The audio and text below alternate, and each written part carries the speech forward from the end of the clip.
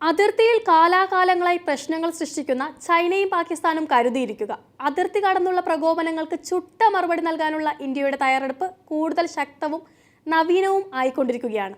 ഇന്ത്യയുടെ ആവനാഴിയിൽ മറ്റൊരു കരുത്തുറ്റ ആയുധം കൂടി സജ്ജമായിരിക്കുന്നു. മിന്നൽ വേഗത്തിൽ പറന്ന് എതിരാളികളെ തരിപ്പണമാക്കാൻ കെൽപ്പുള്ള പ്രചണ്ഡ ഹെലികോപ്റ്ററുകൾ അതിർത്തിയിൽ വിന്യസിക്കുകയാണ്. എന്താണ് ഈ പ്രചണ്ഡ ഹെലികോപ്റ്ററിന്റെ സവിശേഷത? എന്തൊക്കെ മാറ്റങ്ങളാണ് ഇത് ഇന്ത്യൻ സേനയിൽ കൊണ്ടുവരിക? പരിശോധിക്കാം വിശദമായി. ഞാൻ ആതിര. അതിർത്തിയിൽ പ്രകോപനം സൃഷ്ടിക്കുന്നത് ചൈനയുടെ ഒരു ശീലമാണ്.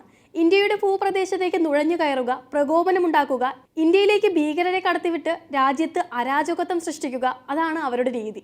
എന്നാൽ അടിക്ക് ശക്തമായ തിരിച്ചടി എന്ന രീതിയിലേക്ക് ഇന്ത്യ ചുവടുമാറ്റിയതോടെ ചൈന പ്രതിരോധത്തിലാണ്. കഴിഞ്ഞ കുറേ കാലമായി അതാണ് ഇന്ത്യയുടെ നിലപാട്. കൂടാതെ അതിർത്തിയിലെ സൈനിക സാന്നിധ്യം കൂട്ടുകയും സൈന്യത്തിന്റെ ആയുധബലം മികവുറ്റതാകുകയും നിരീക്ഷണം ശക്തമാക്കുകയും ചെയ്യുകയാണ് ഇന്ത്യ.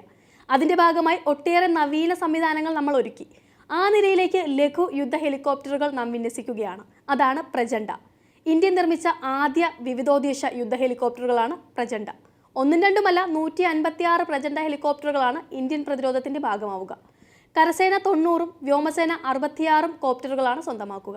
എന്താണ് പ്രചണ്ഡ ഹെലികോപ്റ്ററുകളുടെ സവിശേഷതയെന്ന് നോക്കാം. മരുപ്രദേശങ്ങളിലും പർവ്വതങ്ങളിലും ഉൾപ്പെടെ സേനയുടെ കൃത്യമായ ദൗത്യങ്ങൾക്ക് ഇണങ്ങും വിധമാണ് പ്രചണ്ഡ നിർമ്മിച്ചിട്ടുള്ളത്.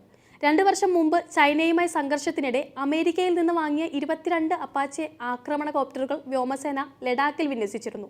കരസേനയ്ക്ക് 6 അപ്പാച്ചെ കോപ്റ്ററുകൾ അടുത്ത വർഷം എത്തും. ഇവയ്ക്കൊപ്പം പ്രചണ്ഡ കൂടിയാകുമ്പോൾ ഇന്ത്യയുടെ പ്രഹരശേഷി കൂടുതൽ ശക്തമാവും. 5000 മീറ്റർ ഉയരമുള്ള സ്ഥലത്ത് ടേക്ക് ഓഫിനും ലാൻഡിങ്ങിനും കഴിവുള്ള ലോകത്തെ ഏക ഹെലികോപ്റ്ററാണ് പ്രചണ്ഡ. സിയാച്ചിനിലെയും ലഡാക്കിലെയും മഞ്ഞുമലകളിലെ ഓപ്പറേഷന് അനുയോജ്യമാണിത്. ശത്രുവിനെ ആകാശത്തും ഭൂമിയിലും പ്രഹരിക്കാനുള്ള മിസൈലുകൾ ഇത് വഹിക്കും. ഇതിന്റെ എഞ്ചിൻ HALഉം ഫ്രാൻസിലെ സുഫ്രാൻ കമ്പനിയും ചേർന്നാണ് വികസിപ്പിച്ചത്. 2006ലാണ് ഡിസൈൻ ആൻഡ് ഡെവലപ്മെന്റ് പൂർത്തീകരിച്ചത്. 10 വർഷം ദുർഘട സാഹചര്യങ്ങളിൽ പരീക്ഷണം നടത്തുകയും ഉണ്ടായി. ചെന്നൈ കടലിലും ലേയിലെ തണുപ്പിലും സിയാച്ചിനിലെ കൊടുമുടികളിലും രാജസ്ഥാനിലെ മരുഭൂമിയിലും ഒക്കെ പരീക്ഷണം നടത്തി കഴിഞ്ഞിരുന്നു. കഴിഞ്ഞ ഒക്ടോബറിൽ 15 കോപ്റ്ററുകൾ ജോധ്പൂരിൽ വിന്യസിച്ചിട്ടുമുണ്ട്.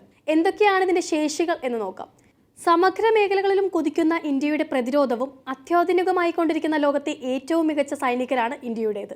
ഇത്രയും കഠിനമായ പരിശീലനം സിദ്ധിക്കുന്ന സേനാ വിഭാഗം ലോകത്ത് തന്നെ ചുരുക്കമാണ്. അതുകൊണ്ട് തന്നെ ഇന്ത്യയുടെ സൈനികരുടെ കായിക കരുത്തിനൊപ്പം നിൽക്കാൻ അധികമാർക്കും കഴിയാറുമില്ല. സാങ്കേതിക മികവ് കൊണ്ടാണ് ചൈന നമ്മെ മുൻപ് പലപ്പോഴും പിന്തള്ളിയിരുന്നത്. ഇന്ന് അതിനെല്ലാം മാറ്റം വന്നിരിക്കുന്നു. മിടുക്കരായ നമ്മുടെ സൈനികർക്ക് കൂടുതൽ ആധുനിക ആയുധങ്ങളും യുദ്ധവിമാനങ്ങളും സംവിധാനങ്ങളും കൂടി കൈവരികയാണ്. ചതിക്കുന്ന ചൈനയ്ക്ക് വ്യക്തമായ താക്കീത് ഇതിനകം നൽകിയ നാം സ്വന്തം കരുത്തിന്റെ മൂർച്ചയും കൂട്ടുകയാണ്. പ്രചണ്ഡ ആദ്യത്തേതുമല്ല, അവസാനത്തേതുമല്ല. ഇനിയും വരാനുണ്ട് ഒട്ടേറെ വജ്രായുധങ്ങൾ.